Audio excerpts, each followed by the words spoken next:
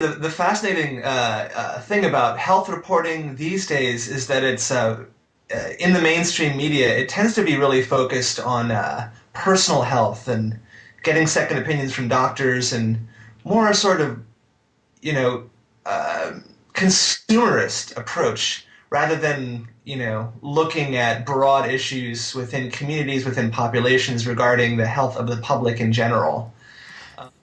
The point of this toxic tour coverage is to really identify communities in the Bay Area that are kind of on the front line of the remnants of our industrial economy. There's still, refineries and power plants and various, factories around the Bay Area, and people live near them. So what we want to do is identify specific neighborhoods, specific communities, and just noticing that there are some places that aren't so glamorous and that aren't in the spotlight that you don't learn much about. Occasionally you hear a story like, oh, there was a toxic release and they had to, evacuate this town, or they had everybody stay, in their houses and seal their windows. But the minor events, the small events that happen all the time, and they do happen all the time, really don't get any coverage at all. And so what we want to do with this is kind of, not so much pull back the curtain, but just actually start paying attention to these neighborhoods and communities who are in the front line, who don't get any attention from media until it's a crisis, but who have to deal with it every day. And we want to meet the people, we want to see where they live, and we want to share that with, the world. Who are the people that have to deal with the downside of living in an industrial economy, in an industrial region? You don't get photo spreads about that in the back of the, real estate magazines or in the front, or the closest you'll get these days is that there's a foreclosure epidemic.